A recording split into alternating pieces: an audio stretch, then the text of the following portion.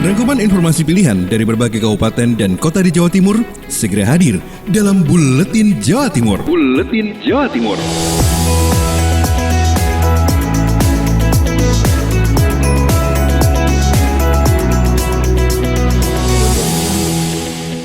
Halo sahabat, kami menyapa Anda kembali melalui rangkaian informasi yang kami kemas dalam Buletin Jawa Timur edisi Selasa 1 Desember 2020.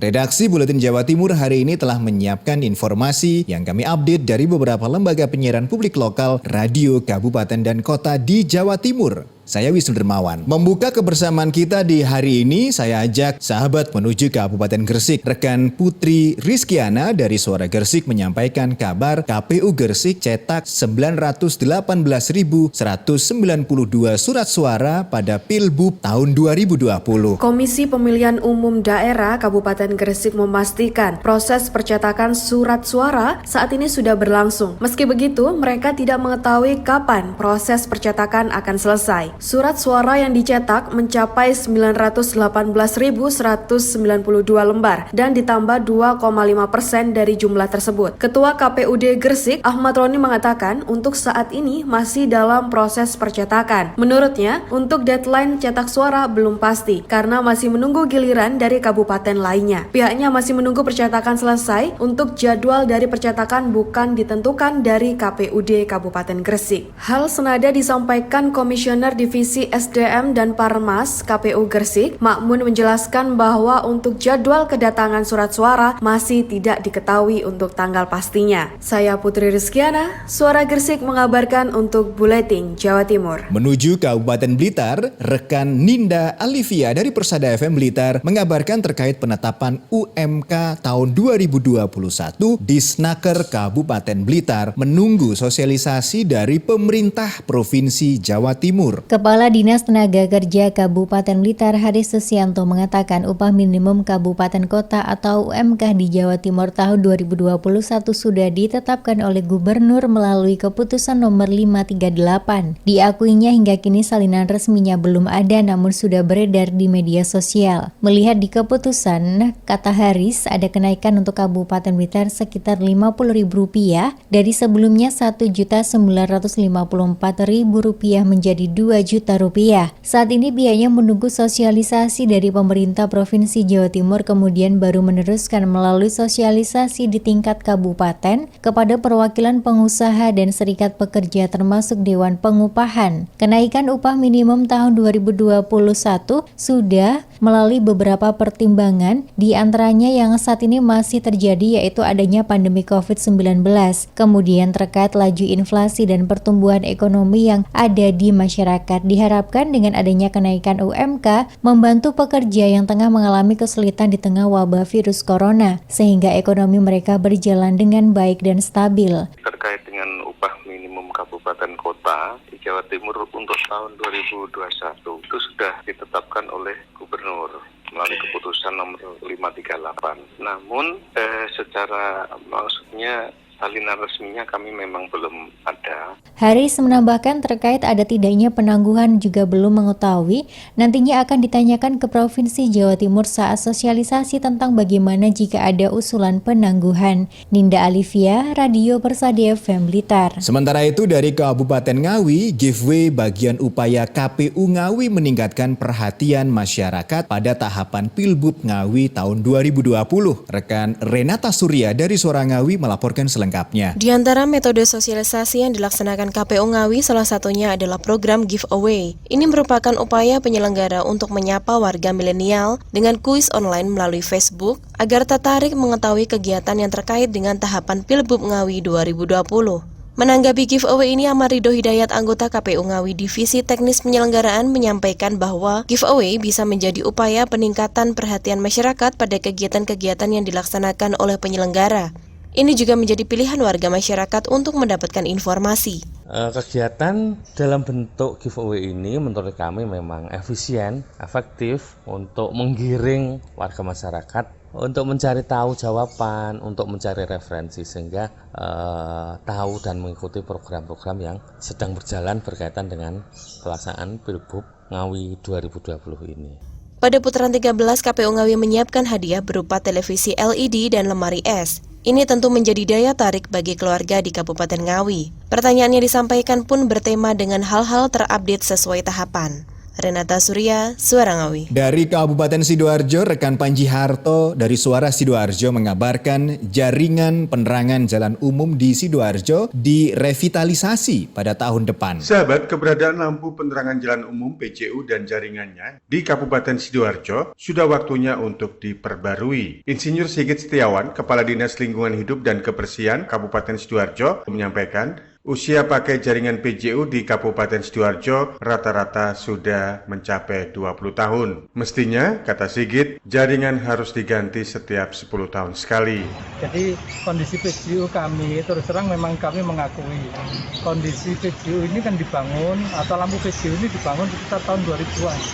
Jadi kalau sekarang sudah 20 tahun lebih, bahkan mungkin ada yang lebih ya, sebelum tahun 2000 sudah dibangun. Sebetulnya kalau jaringan PJU itu memang idealnya maksimal 10 tahun itu harus dilakukan peningkatan jaringan atau mungkin pemeliharaan jaringan. Sahabat, DLHK Sidoarjo juga berencana terapkan teknologi saat on-off, nyala dan padam lampu PJU secara digital, bukan seperti sekarang yang dilakukan secara manual. Demikian laporan Panji Harto, Suara Sidoarjo. Kita menuju Kota Blitar. Rekan Kirana Nisa Mahardika FM mengabarkan Bawaslu Kota Blitar bentuk kampung anti money politik di Kelurahan Sekota Blitar. Badan Pengawas Pemilu Bawaslu Kota Blitar terus menggencarkan sosialisasi anti money politik jelang Pilwali 2020, salah satunya dengan membentuk kampung anti money politik di Kelurahan Sekota Blitar. Abdul Aziz Al-Kaharudin, Komisioner Bawaslu Kota Blitar Divisi Pengawasan Humas dan Hubungan Antar Lembaga, saat dikonfirmasi Sabtu 28 November 2020 mengatakan, pembentukan kampung money politik ini sesuai dengan arahan Bawaslu Pusat. Tujuannya untuk memberikan pemahaman pada masyarakat tentang bahaya money politik. Aziz mengatakan kampung anti money politik ini memiliki konsep yang sederhana. Secara struktural memang tidak ada satuan tugas satgas khusus, namun pihaknya mengajak tokoh masyarakat di lingkungan setempat untuk ikut mensosialisasikan dampak money politik. Aziz mengatakan masyarakat yang terbukti melakukan praktik money politik bisa terancam denda maksimal 1 miliar rupiah dan 6 tahun penjara. Aziz mengatakan kampung anti money politik ini dibentuk di seluruh kelurahan di Kota Blitar. Seperti apa yang sudah dicantumkan dalam undang-undang, kerugiannya ya pastinya minimal 3 tahun penjara ya, dengan denda 200 juta rupiah dan maksimal 6 tahun penjara dengan denda 1 miliar. Ya, tolak money politik demi demokrasi yang bersih dan bermartabat. Aziz juga mengajak masyarakat untuk berperan aktif ketika melihat praktik money politik di lingkungannya. Pelaporan bisa dilakukan melalui Panwascam atau langsung ke kantor Bawaslu Kota Blitar. Kirana Nisa, Mahardika FM. Dari Kota Blitar, kita beralih ke Kabupaten Pasuruan. Rekan Sofia Latif, Suara Pasuruan mengabarkan, Bupati Pasuruan minta masyarakat tingkatkan kewaspadaan antisipasi gelombang kedua pandemi COVID-19. Irsad Yusuf, Bupati Pasuruan meminta seluruh masyarakat supaya terus meningkatkan kewaspadaan dan pencegahan penularan infeksi COVID-19. Tentunya dengan tetap melaksanakan protokol kesehatan dengan ketat di kegiatan apapun. Himbauan itu disampaikan menyikapi situasi pandemi yang sampai saat ini masih belum berakhir. Bahkan sangat berpotensi memasuki gelombang kedua seperti yang sudah terjadi di beberapa negara di benua Eropa jika masyarakat abai dengan protokol kesehatan. Sofia Latif, Suara Pasuruan. Informasi berikutnya kita menuju ke Kabupaten Tuban. Rekan Ari Agustias dari Pradia Suara Tuban mengabarkan dalam sebulan terakhir banyak muncul klaster keluarga di Kabupaten Tuban. Jumlah kasus positif COVID-19 di Kabupaten Tuban terus mengalami peningkatan. Tercatat hingga 27 November 2020, jumlah kumulatif mencapai 777 dengan jumlah kasus 2 hari terakhir 8 hingga 9 kasus positif. Kebanyakan penularan terjadi dari dalam keluarga. Sekretaris Dinas Kesehatan Tuban, Endah Nurul mengatakan, menurut pengamatan Dinas Kesehatan, dalam 1 bulan terakhir banyak terdapat klaster keluarga. 1 anggota keluarga menulari anggota keluarga lainnya. Melihat kenyataan tersebut, Endah mengimbau agar sekecil apapun perubahan kondisi tubuh harus sudah diwaspadai. Kami amati sebulan terakhir ini banyak klaster keluarga. Kalau ada 1 keluarga yang terkena, 1 anggota keluarga yang terinfeksi, kemudian putranya, istri atau suaminya, adiknya. Jadi anggota keluarga yang lain itu ikut. Langkah awal yang perlu dilakukan adalah beristirahat dan memakai masker meskipun di dalam rumah untuk melindungi anggota keluarga lainnya. Lebih dari itu, Endah mengatakan kepada seluruh masyarakat agar tetap selalu menjalankan 3M, mencuci tangan menggunakan sabun dengan air mengalir, memakai masker, serta menjaga jarak. Arya Gustias, Pradia Suara Tuban untuk Buletin Jawa Timur. Sementara itu, rekan Agustin Merdekawati dari Ersal Nganjuk membawa kabar unit donor darah PMI Kabupaten Nganjuk kirim ratusan kantong darah keluar kota. Dalam kondisi pandemi COVID-19, UDD PMI Nganjuk tidak terkendala dalam hal stok darah. Layanan mobile atau transfusi darah ke daerah-daerah membuat pasokan untuk rumah sakit Nganjuk melimpah. Bahkan, di bulan November, mereka mengirim ratusan kantong darah ke sejumlah daerah. Kepala Unit Donor Darah PMI Nganjuk, Dr. Didik Jamaadi mengatakan, bulan November total ada 200 kantong darah yang dikirim ke luar daerah, yakni ke Kota Madiun, Kabupaten Madiun, dan Ponorogo. Untuk stok darah yang selalu mencukupi hingga kemarin, menurutnya masih ada permintaan darah dari luar daerah, namun UDD memutuskan untuk menolak dengan alasan mereka harus mengutamakan stok darah untuk rumah sakit di Nganjuk. Koordinator TU UDD PMI Nganjuk Herin Purnawati mengatakan, seminggu lalu pihaknya juga sempat kekurangan golongan darah AB, namun hal tersebut tidak berlangsung lama. Pelayanan keliling dengan mobil transfusi darah membuat pasokan semua jenis darah tercukupi. Selain mobil transfusi yang keliling ke desa-desa, juga ada pendonor darah yang datang ke PMI. Dari Agustin Merdekawati, Suara Anjuk Ladang Nganjuk. Dari Kabupaten Lumajang, rekan Bobi Wijayanto dari Suara Lumajang mengabarkan peringatan Hari Korpri ke-49. Pemerintah Kabupaten Lumajang gelar upacara ziarah. Dalam peringatan Hari Korps Pegawai Republik Indonesia atau Korpri Nasional ke-49, pemerintah Kabupaten Lumajang menggelar upacara ziarah rombongan Hari Ulang Tahun ke-49 Korpri tahun 2020 bertempat di Taman Makam Pahlawan Kusuma Bangsa hari Senin pagi.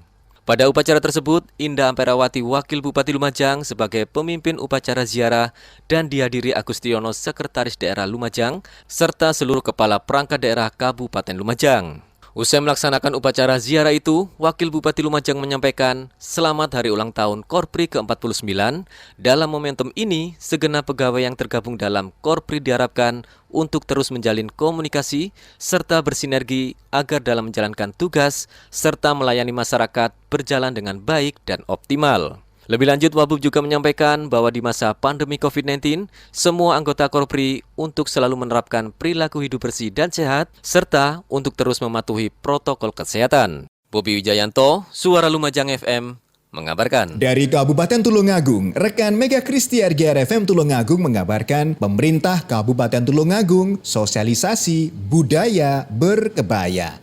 Informasi terakhir dari Kota Probolinggo, rekan Devi Aprilia dari Suara Kota Probolinggo membawa kabar di tengah pandemi, pemerintah Kota Probolinggo masih lakukan peringatan Maulid Nabi Muhammad SAW secara virtual. Dalam rangka memperingati Hari Jadi Kabupaten Tulungagung ke-815, telah dilaksanakan sosialisasi budaya berkebaya di Pendopo Kongasarum Kusumaning Bongso, Kabupaten Tulungagung.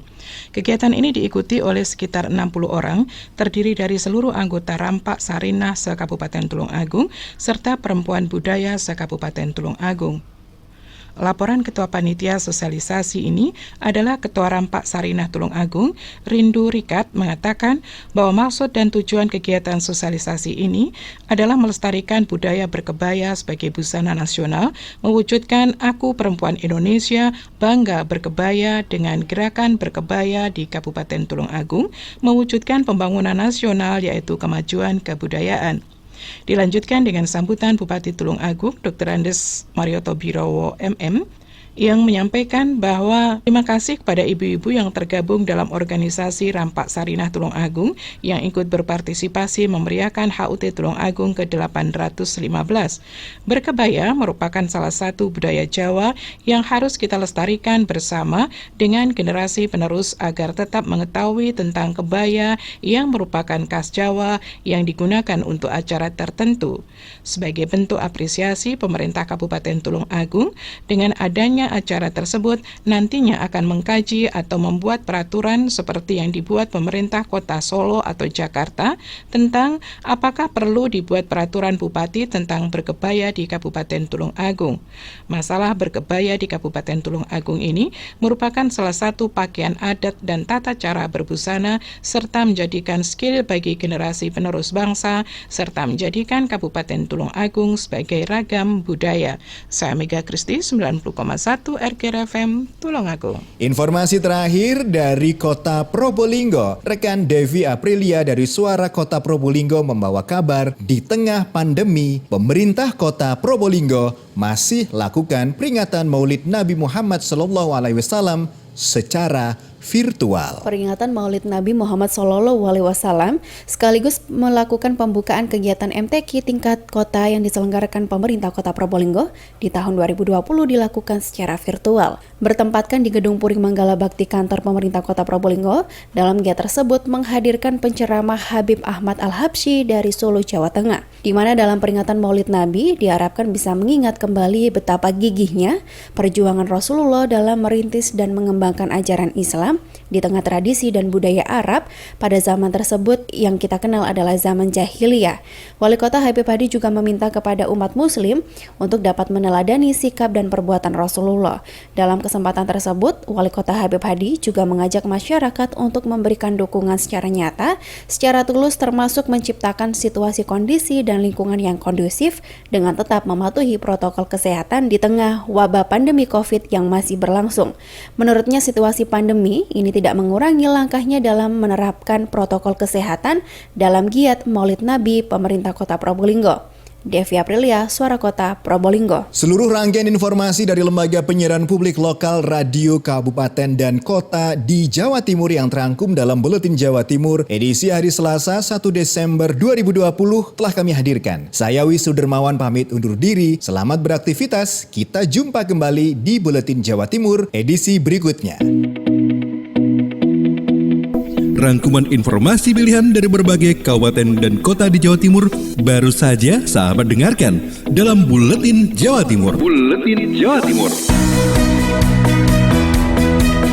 Buletin Jawa Timur bisa sahabat dengarkan Senin sampai Jumat jam 8 pagi dan 4 sore.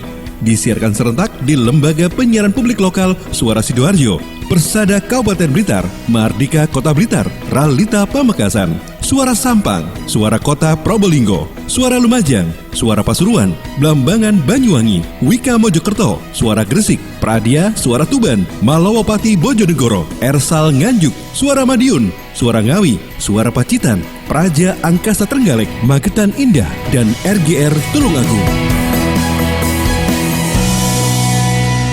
Persembahan dari Asosiasi Lembaga Penyiaran Publik Lokal Jawa Timur.